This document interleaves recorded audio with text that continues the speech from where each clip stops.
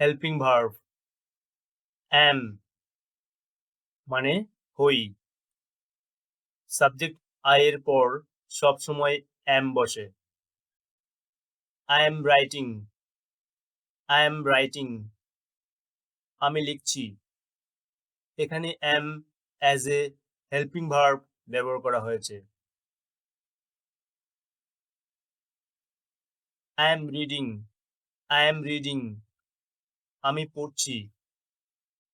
আমাদের মনে রাখতে হবে প্রেজেন্ট কন্টিনিউয়াস টেন্সের ক্ষেত্রে am is are K as a helping verb ব্যবহার করা হয়। is মানে হয়। সাবজেক্ট যদি থার্ড পারসন সিঙ্গুলার নাম্বার হয়, অর্থাৎ হি, শি, ইট যে কোনো নাম থাকে, তাহলে সেই সাবজেক্টের পর ইজ হয়। He is going to school, he is going to school সে স্কুলে যাচ্ছে। আর আর মানেও হয়। ইউ, উই, দে অর্থাৎ সাবজেক্ট যদি প্লুরাল হয় তবে সেই সাবজেক্টের পর আর বসে বা আর হয়। দে আর স্টুডেন্টস, দে আর স্টুডেন্টস তারা ছাত্র বা তারা হয় ছাত্র।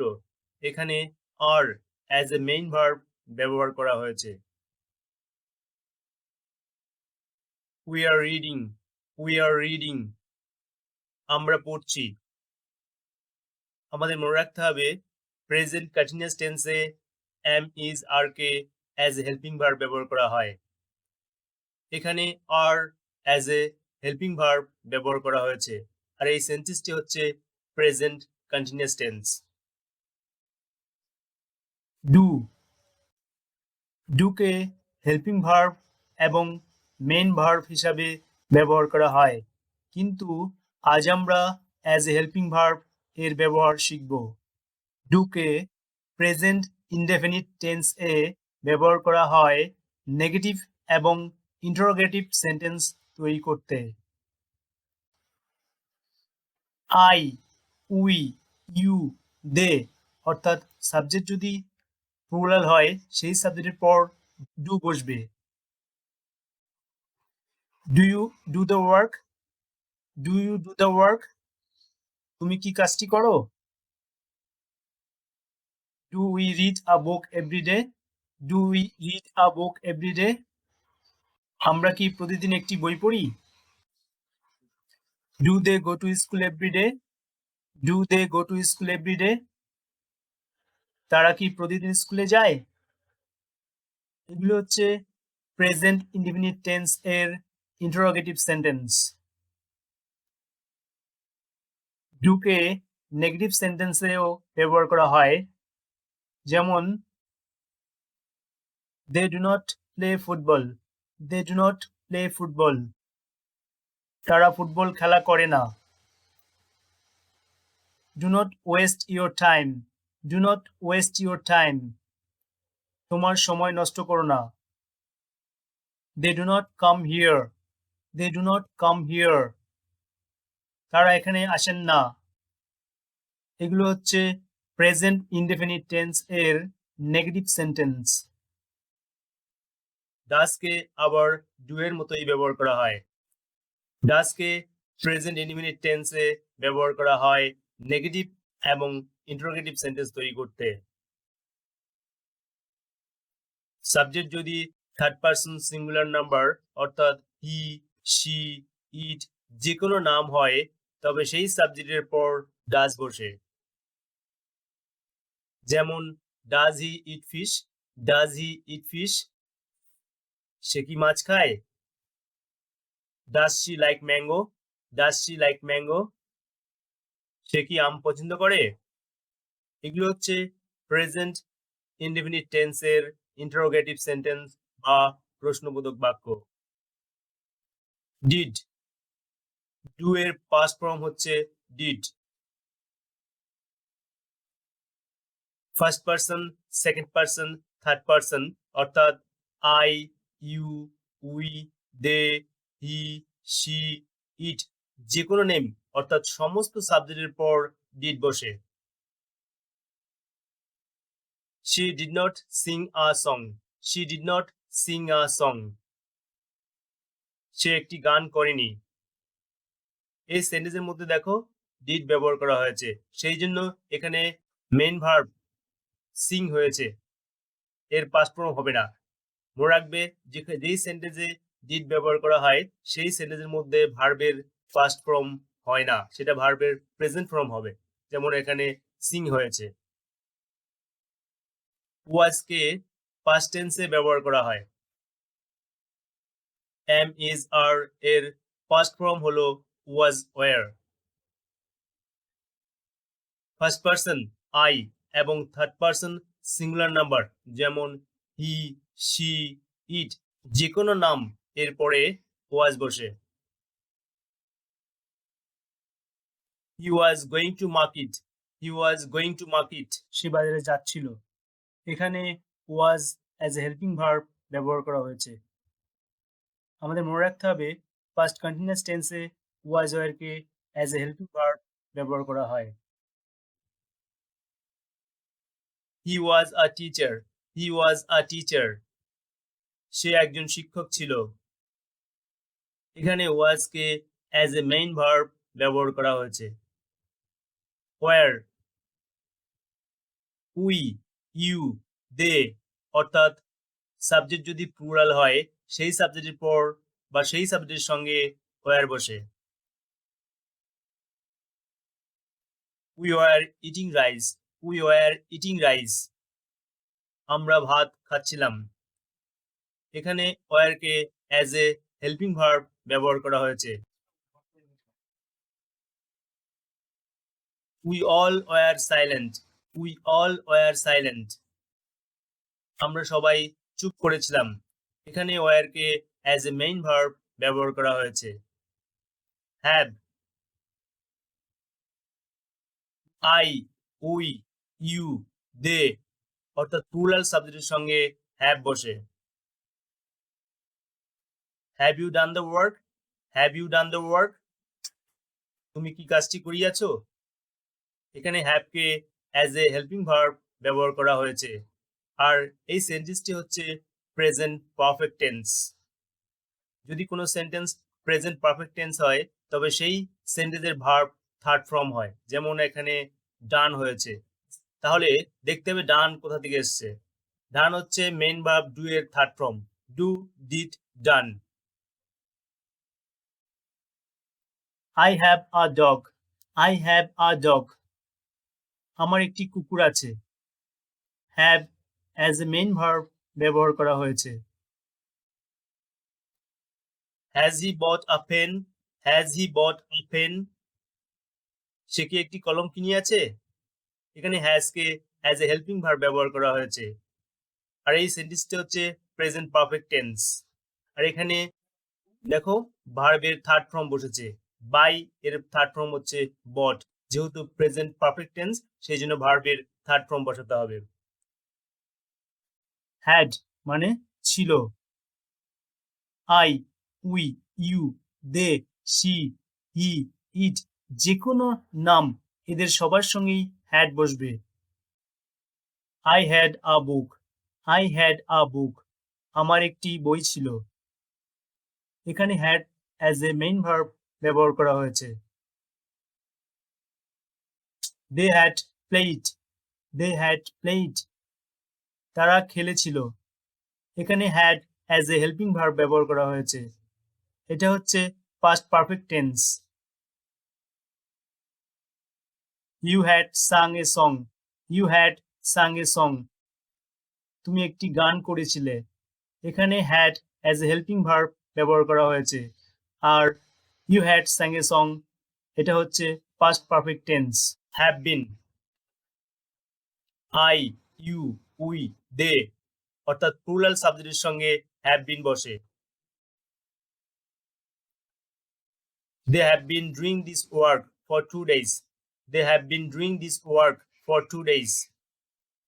তারা 2 দিন ধরিয়া কাজটি করিতেছে। এখানে have K as a helping verb ব্যবহার করা হয়েছে। I have been enjoying this class. I have been enjoying this class. আমি এই ক্লাসটি উপভোগ করছি। এখানে হ্যাভ কে অ্যাজ এ হেল্পিং ভার্ব ব্যবহার করা হয়েছে। আর এই সেন্টেন্সগুলি হচ্ছে present perfect continuous tense. Has been, he, she, it, যে কোনো নাম এদের সঙ্গে হ্যাজ বিন বসে, অর্থাৎ থার্ড পারসন সিঙ্গুলার নাম্বার যদি সাবজেক্ট হয় তবে সেই সাবজেক্টের পর হ্যাজ বিন বসবে। It has been raining since morning. It has been raining since morning. সকাল হইতে বৃষ্টি হইতেছে। এখানে has as a helping verb ব্যবহার করা হয়েছে। আর এই সেন্টেন্সটি হচ্ছে present perfect continuous tense. Had been, I, we, you, they, she, he, it, যে কোনো নাম অর্থাৎ first person, second person, third person সমস্ত সাবজেক্টের সঙ্গেই হ্যাড বসে বা হ্যাড বিন বসবে। He had been reading a book. He had been reading a book. সে একটি বই পড়ছিল। এখানে had K as a helping verb ব্যবহার করা হয়েছে। এটা হচ্ছে past perfect continuous tense. We had been singing a song. We had been singing a song. আমরা একটি গান করছিলাম। এখানে had as a helping verb ব্যবহার করা হয়েছে। She had been reading a novel. She had been reading a novel. সে একটি উপন্যাস পড়ছিল।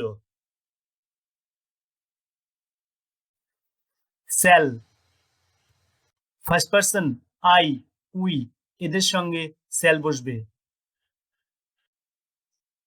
We shall buy a car. We shall buy a car. আমরা একটি গাড়ি কিনব। এখানে shall as a helping verb ব্যবহার করা হয়েছে। এটা হচ্ছে future indefinite tense. We will buy a car. We will buy a car. আমরা অবশ্যই একটি গাড়ি কিনব। দেখো এখানে উই এর পর সেল না বসে উইল বসেছে। যখন আমরা ফার্স্ট পারসন আই, উই এদের সঙ্গে উইল বসাবো তার মানে এখানে এই সেন্টেন্সটির উপর জোর দেওয়া হচ্ছে। যেমন আমরা অবশ্যই একটি গাড়ি কিনবো।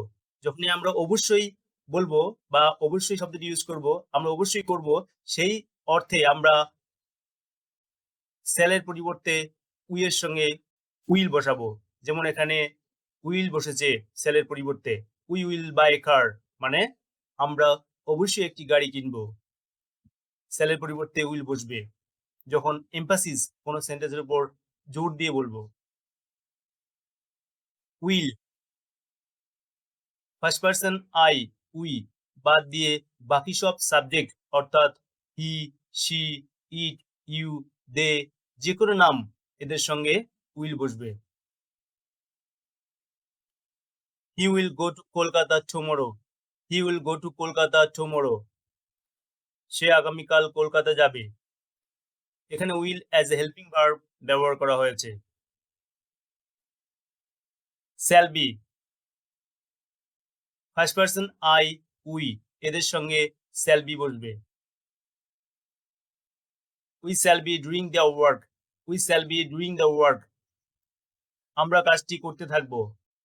এখানে শ্যালকে অ্যাজ এ হেল্পিং ভার্ব ব্যবহার করা হয়েছে।